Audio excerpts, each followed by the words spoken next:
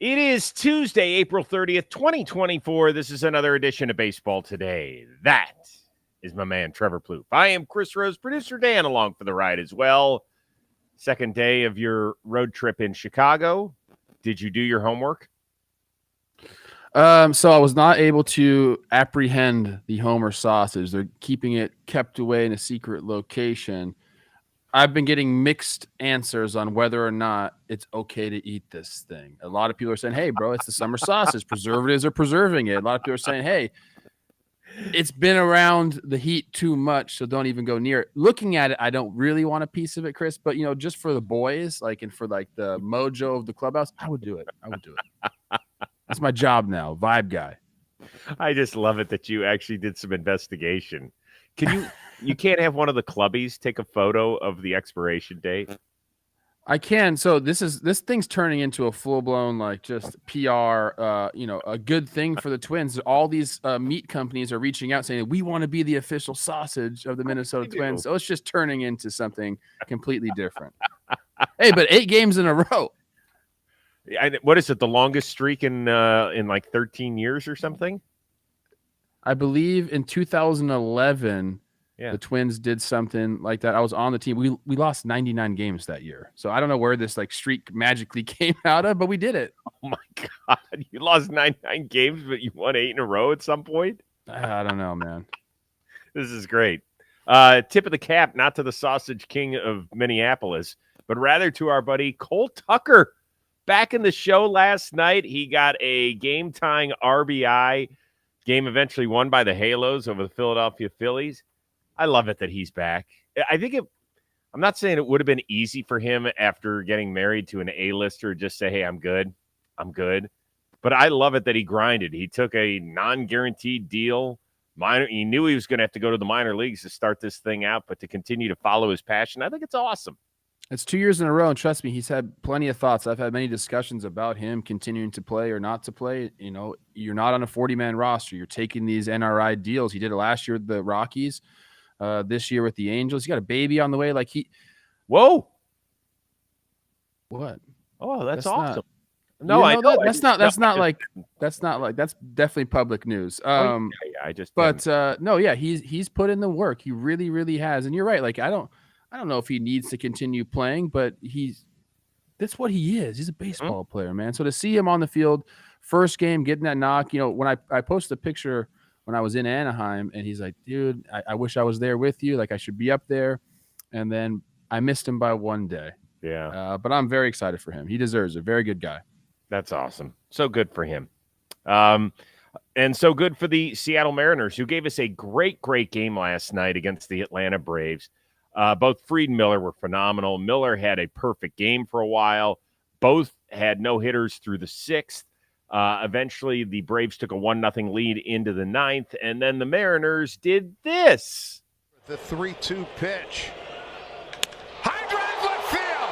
We've got a Mariners win. Max Garver out of the depths comes up huge, and the Mariners win this game 2-1. Great call by the legendary Dave Sims out there in the Pacific Northwest. The Mariners, we've talked about it several times over the last few weeks, how great in particular the starting pitching has been. But does this team need to make an offensive move to help the dudes out on the mound a little bit, or is this just going to be a waste? We talked about this quite a bit. I mean, you either have to make an offensive move, or the guys that you brought in to be your offensive players need to kind of get it going. I love Mitch Garver. I think he's got a great swing. He's a real heady type hitter, understands his body. But he hasn't even had a multi-hit game all season. A 579 OPS. That was a great swing right there. Maybe that gets him going. But I feel like we've kind of said that quite a bit this season. In 29 games, Chris, they scored 5 runs or more only 9 times. And there's all those stats about, if they only scored 4 runs, they'd be 12-1 in those games. You need to be able to support this pitching staff. And as an offensive player, it does not feel good to see your pitchers going out there and doing what they're doing and not being able to support them. You feel helpless. It does. It's not even you're mad at yourself because you're not producing and your statistics look bad. You're mad at yourself because you're not helping your teammate out when he's going out there doing his job. You feel like I'm not doing my job. So it's got to be one or the other. Like they have to either just collectively get together as a group and figure it out, or they need to bring in someone. I would lean, Chris, on bringing somebody in. I think sometimes as an offense, you need a little spark to get going. We know that you don't need 5 studs in the playoffs. So if you got to move one of these guys, I know it sounds blasphemous, but I would think about it. I really would. I would think about moving one of these guys because I think you could change the dynamic. Julio needs a Robin to his Batman. Who's his guy? Who's the next guy in line? I mean, Cal Raleigh has been a solid player, but we even heard his frustration at the culmination of the 2023 season. They had just finished, losing out on a playoff spot against the Texas Rangers, who would go on for this remarkable road run and end up winning the World Series. But at that point, right at the end of the regular season, he said, go look at the other clubhouse. They have spent a ton of money, and they changed their entire offense because of it. Well, that's not what has happened here with the Mariners. What they've tried are these cute little trades. Well, their 3-4 hitters last night were Polanco and Garver, and combined, they're barely hitting 300. This is just not good enough, and I would hate to see the good people of Seattle waste another year. Look, they might end up winning the West. I don't know. I don't think with the way that the offense is going right now that they'll be able to hold off the Rangers at the very least. Yeah, I mean, they're in first place right now, so we're talking about a team that's, gotten the job done per se, but you're right. I mean, I think if you're a Mariners fan, 16-13, I believe they are, like you should be 20-9. That's good math right there. Nice roll. But nice. Also, look, you called Julio Batman. He needs to start acting like Batman. He does. And maybe, listen, he was Batman in the second half of last year. And so I don't know if this is going to be the usual Julio. He's still so young in his career. And I would agree with you that he needs to be the star of this team. But they're going to need more than just him returning to form. Let me say this too, because there's a chance that this team, offensively just gets hot and it's contagious and they go on a run. If you're the front office, I don't think you can let that blind you from the fact that you still need to upgrade offensively. Mm-hmm. Even if you do go on a nice little offensive run. Let's see. I do want to just check the standings real quick because you did mention that they're 16-13, and so I can't do the math in my head. But they've won 55% of their games so far. Hey, it's better than 54. Okay. Oh, there you go. Okay. They're feeling better. I didn't know where you were going with that one. Yeah, I'm an idiot. Ben put in the chat, is it wasting the pitching if they're still winning, Rose? Yes. Because the goal is for them to start winning series in October, which is something that they haven't done. And so they need to do that. And I don't think that this offense is good enough to win a series and definitely not multiple series. So, yeah, goal isn't to win April. Goal is to win October. All right, Mets and Luis Severino. Speaking of no-nos, he took a no-hitter into the 8th. Cubs eventually tied it. And then in the 9th, when we bring out the trumpeter, they hit a sour note. Fly ball, left field, well struck, and forget out of here. Christopher Morel, and no doubter to left. Okay, so bigger win for the North Siders or tougher blow to the guys from Queens? I mean, you can go either way with this one. I'm gonna go bigger win for the Cubs because when you're in that dugout and you're watching the guy across from you no hit you. And then your guy, Tyone, is going out there giving you the effort. When you finally break up the no-hitter, there's a sigh of relief, but you're still losing the game. The crowd is still very much on, happy, and, it's a Mets crowd, so they're excited about being up. But then you go and snatch one from them like that. That's what you call it in the dugout. You call it a snatch. You went and snatched that game, and then you're able to shut it down in the bottom of the 9th in front of the crowd. Like that's one of the better feelings that you get on a baseball field is when you're at somebody else's house and they're excited about the game, and it's like you take the air out of the stadium and you're able to close it down in front of them. So I think as tough of a loss as that is for the Mets, I think, the Cubs, like when you just speaking from a player's perspective, when you're able to go into somebody else's house and snatch one like that, that's about as good as it gets on a baseball field.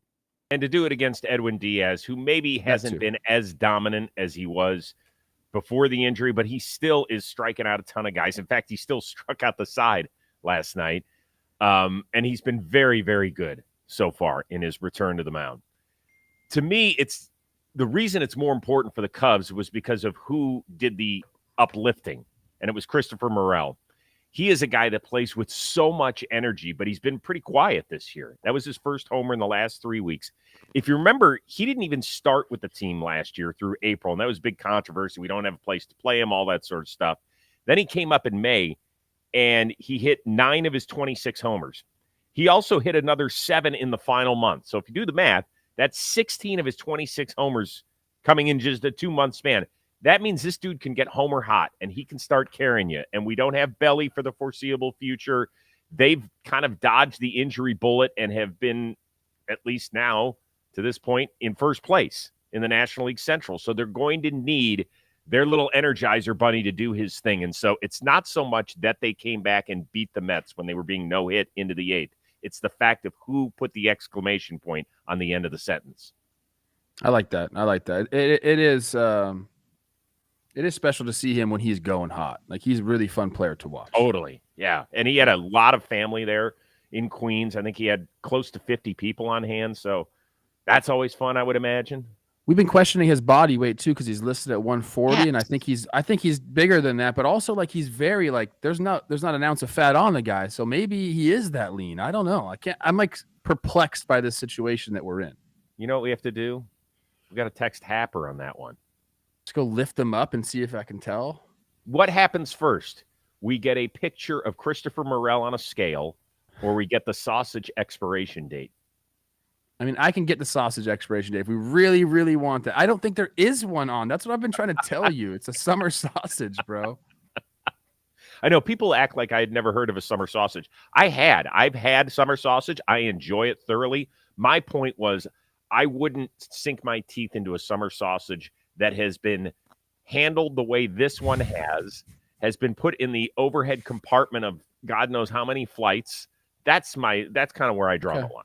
That's all. It was also initially it was just sitting on a table in the clubhouse for a few days, just sitting out there. Well, all right, that's fine. One other thing about the Cubs' big win over the Mets, they did a great split screen. You know, Bill Murray was there wearing his Cubs hat, and Judd Apatow, who's a big Mets fan, did a nice split screen. So we had 2 great pieces of comedy in the same arena. And then somebody, just a regular old fan, saw the shot of Bill Murray riding the subway back. I mean, that's legendary. Have you ever run into a celebrity just like outside of an area where you would never expect to see them? Like Bill Murray on a subway.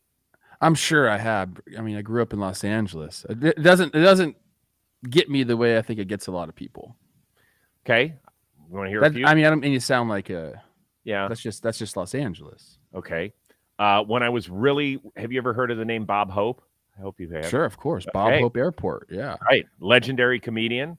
When I was a kid, I saw him at dinner one time in Cleveland, Ohio. That was cool. I went up and talked to him. I was a teenager, probably, maybe on the cusp of being a teenager.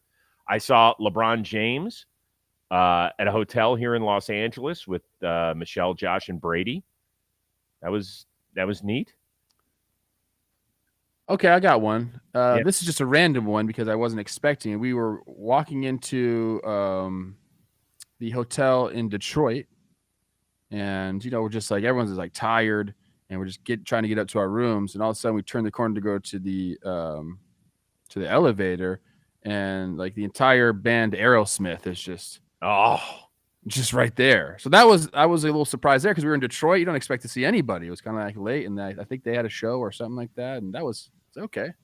That's Steven Tyler right there.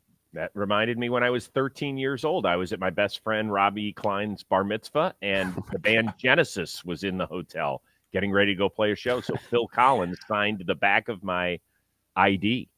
Oh my goodness. That was I was like, hey, Steven, thank you for giving us your daughter, Liv Tyler, who is Arwen in the Lord of the Rings movie series. Cause that's, kind of like, that's kind of my Hollywood crush right there. Arwen.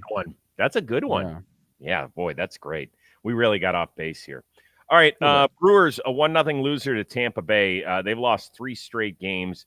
Their pitching was disastrous over the weekend. They also haven't gotten really the benefit of the call lately. In case you didn't follow what happened last night, they're down 1-0 in the 9th, runners at 2nd and 3rd, and 1 out. Jake Bauers swings and misses at strike 3. The ball gets past the catcher, Rene Pinto.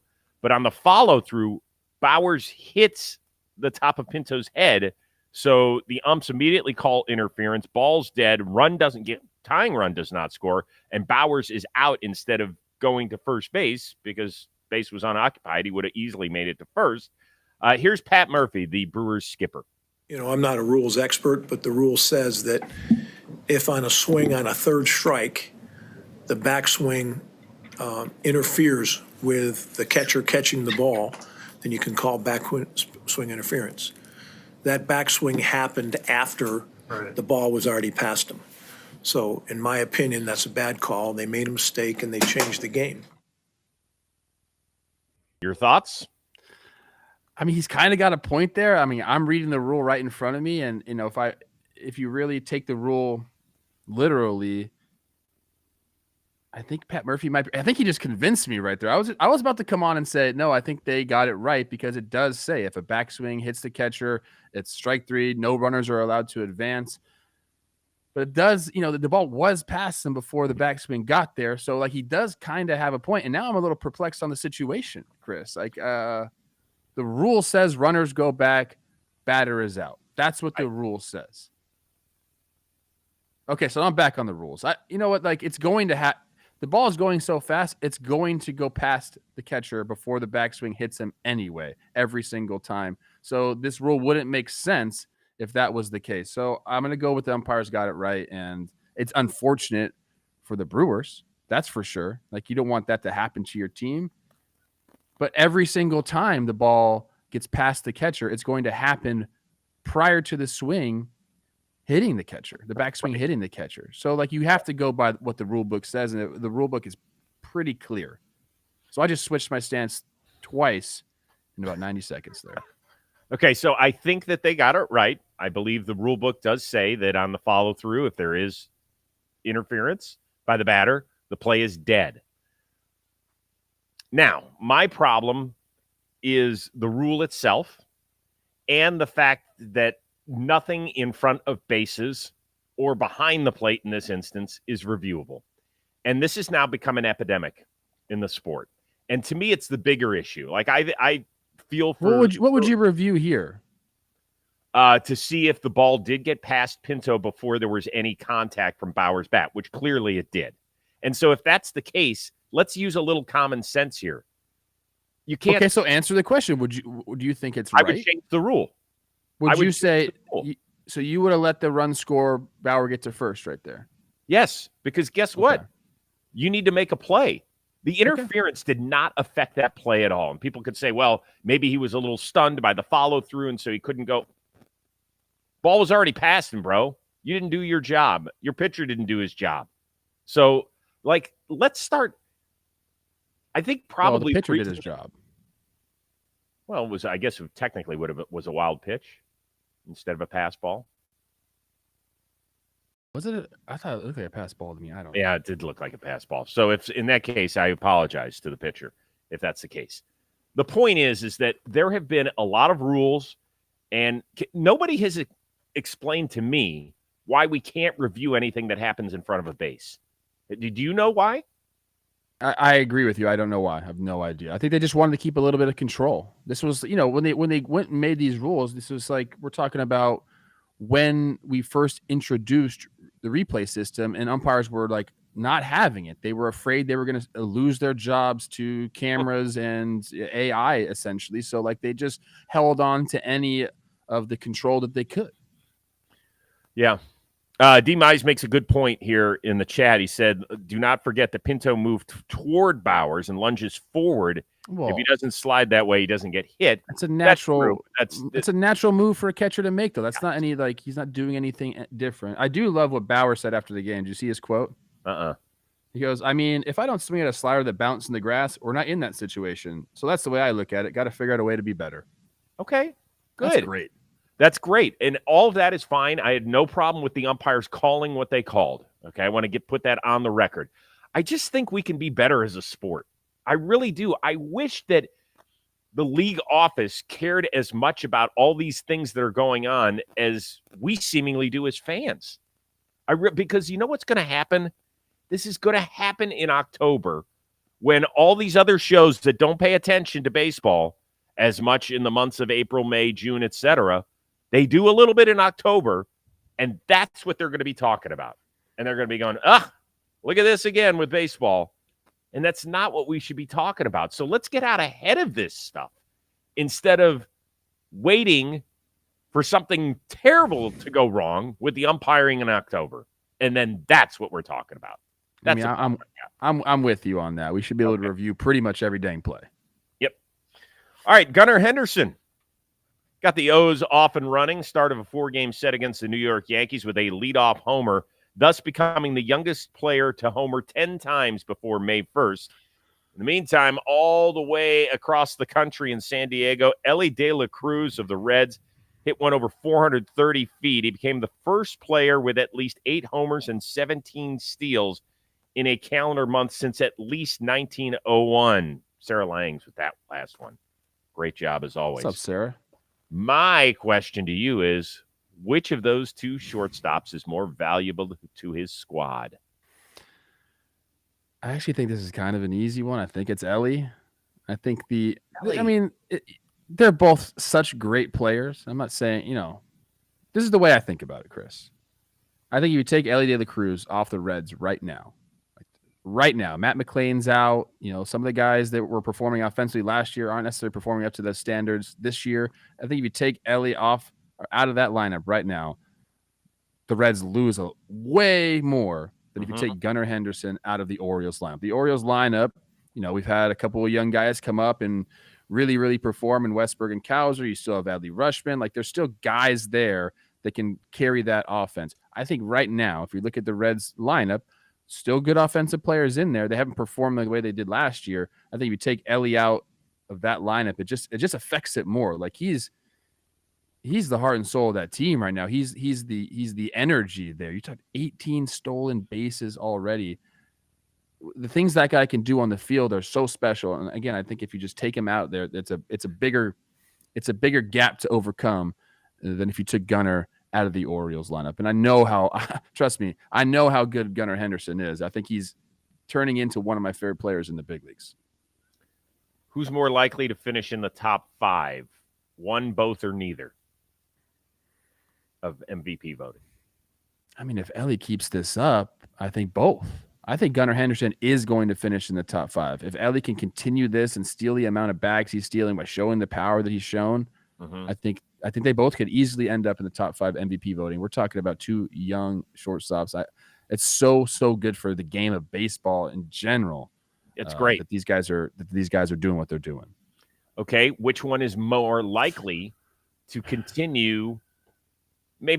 Elly doesn't have to steal 17, 18 bags every month, but which one's more likely to continue to dominate the way that he has the first month? Oh, gosh, man. For some reason in my head, I'm thinking Gunnar Henderson is the more stable player. We might see some peaks and valleys from Elly, but what he's shown this month is incredible.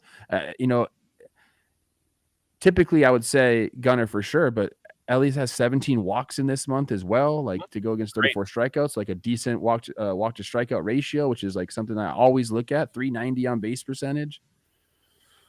I think I'll go Gunnar for the more consistent player. And dare I say that Elly might be the more dynamic player of the two? Yeah, listen, Gunnar Henderson can really run too.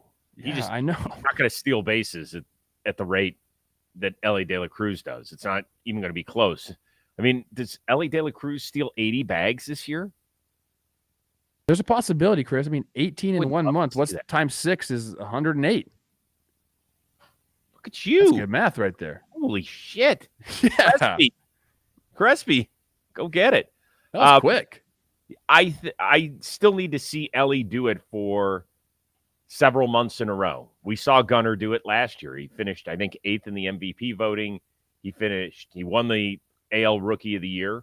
Like last year was his year to show I can be here consistently for an entire season. We did not see that out of the half season of Elly De La Cruz, so we need to see it a few more months. I hope he does. I picked the Reds to win that division. I think they're really fun. They're waiting for some guys to get back. As you mentioned, they're waiting for guys to show up. I don't think there's as much of a difference between the Orioles lineup and the Reds lineup as you think there is, to be honest with you. Okay. There just aren't. Like Ryan O'Hearn has been phenomenal since he got to Baltimore for the most part, but it's not like he had this highly decorated career in Kansas City before he got there. Santander is a guy that has been really, really solid the last few years. I think he's probably the biggest difference because Jonathan India has been a little bit more up and down as the veteran in Cincinnati's lineup because they really don't have a ton. It's him and Candelario are really the only two veterans in that Reds lineup. But the Orioles lineup is super young too. Just because Colton Cowser and Westberg are off to these tremendous starts, it doesn't, means they've done it for a month as major leaguers. I'm looking at the statistics right now. I mean, I'll give Spencer Steer the 800 OPS because he's sitting at 798, but he'd be the only other person above an 800 in that lineup. And I believe the Orioles have 4 or 5 of those guys. So it's a month. So you draw conclusions from a month. Bottom line is both these guys are so fun to watch. If they come to your city, go watch them. Yeah, it's great. It's great for the sport. And by the way, interviewing Colton Cowser in about 15 minutes for the next episode of the Chris Rose Rotation. Cannot wait. Should I wear a cow outfit? You got to ask him, like, hey, you've been given this nickname, but Zach Gallen's also the milkman. Like, what are you going to do? What happens when they face each other? What about Melky Cabrera? He was the milkman? He was the an milkman. E? Yeah. Okay. But they did it. They did. I think those fans came dressed head to toe in the milk gear with like the glass milk bottles, didn't they? Love that. I think I say milk instead of milk. Yeah. Well, I have that problem. There's a reason I didn't stop you because I think some people really do that a lot in this country. Isn't that more of a Midwestern thing, though? You used to say enning instead of inning. I've been trying to change that Enning? as well. I don't know, man. Like it's the end of it's the middle of the 6th inning? Yeah, I don't know. I was ENNING? Raised at a truck stop, okay? No. I don't care where you were raised. I love you either way. And I love this. It's C.J. Abrams hit his 7th homer of the year. Nationals. 4-game sweep down in Miami. Mackenzie Gore also off to a very nice start for the Nationals. Are you willing right now to say that the Nats won the Juan Soto trade? I'm not willing to say that. I love C.J. Abrams. I think Mackenzie Gore has a ton of potential, and we might see it, blossom into, a frontline starter for the Nationals. So I think they did very well in the trade. I'm not willing to say that San Diego won the trade either. I think this was a very good trade for both sides because it's not like it was you got Juan Soto for a year and a half and you gave up these guys. They also traded Juan Soto. So you get Michael King, Drew Thorpe, some other guys along with that. So you have to take that all into consideration. And then, in 2022, when they got Juan Soto, they made the playoffs and they beat one team that they needed to beat, the Dodgers, in the playoffs. I think that alone was huge for the franchise. So I think if you really go over, I think Washington did a good job. They understood where they were at as a franchise, and they said, look, we still have 2 years of control of this guy or 2.5 years of control of this guy. Let's go get everything we can now. And I think they did a really good job. I mean, that's a big haul for them. I mean, C.J. Abrams has turned into, one of the better young – we just talked about a couple of young shortstops. Like C.J. Abrams is matching them statistically this year. He's got to continue to do it, but you really see a special player in him. So to be able to get him from the Padres is great for the Nationals. And these guys are under control for quite some time. That's exactly what they needed to do. And I think San Diego did exactly what they needed to do. Now, it didn't all work out. They didn't get a ring, but They beat the Dodgers in the playoffs. They made the playoffs. Juan Soto didn't exactly light it up against the Dodgers. I think he only had one hit in that series. But he got him there and performed very well. Were they able to ship him off and get more of a package? So I think this is a wash. I think both teams did really well in handling this situation. So you mentioned that Juan Soto then got traded to the Yankees, and you mentioned Drew Thorpe, who has since then been traded to the White Sox as part of the Dylan Cease trade. That's right. So you have to match all this stuff that has gone on.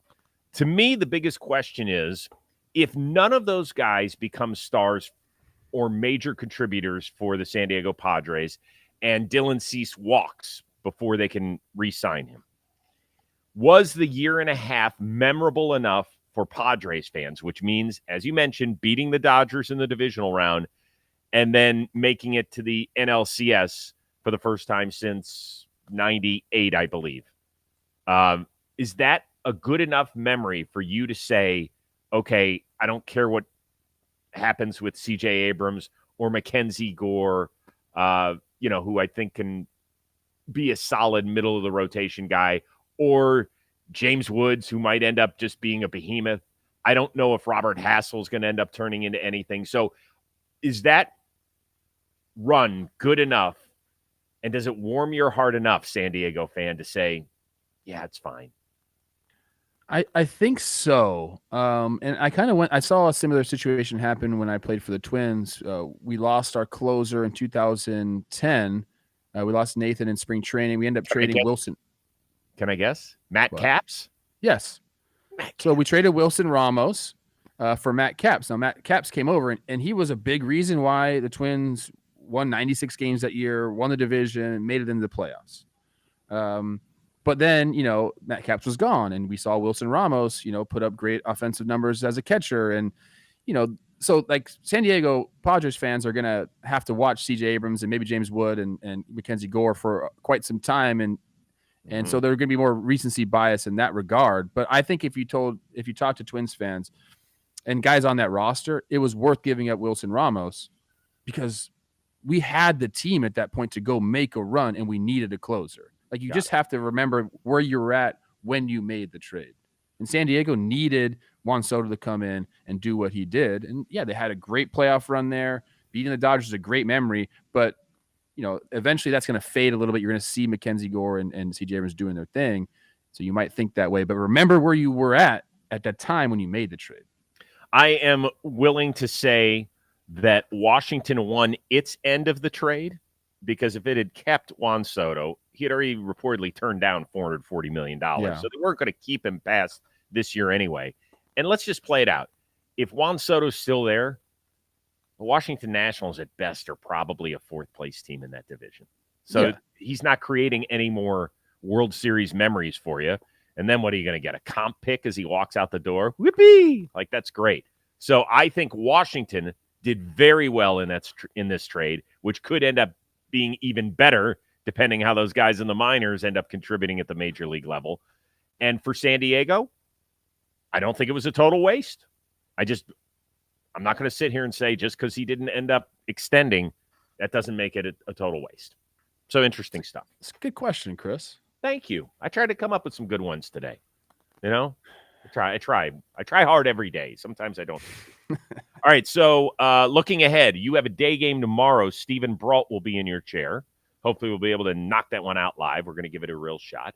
So, and then what do you do? Where do you go from there? I fly back home. Oh, okay. So I'll be ready Thursday morning, ready to go, talking some ball. Awesome. I love to hear. I'm having a great time. I love being in the booth, man. It's so much fun. You do a great job up there, man. It's fun listening to you. I flip around a little bit because I got to keep my eye and ear on a lot of games. But when you're up there, it's awesome to see. Bro. You got it. Keep up the amazing work and work on that expiration date if there is such a thing on it. On that sausage. All right. You are fixed on the sausage, bro. I'm having a hard time. Every time I see that thing thrown out there, I'm like, ugh, God, what does that thing smell like? All right, for our one-of-a-kind producer, Dan Rourke, and the uber-talented Trevor Plouffe, I am Chris Rose. I will see you Wednesday with Stephen Brault here on Baseball Today.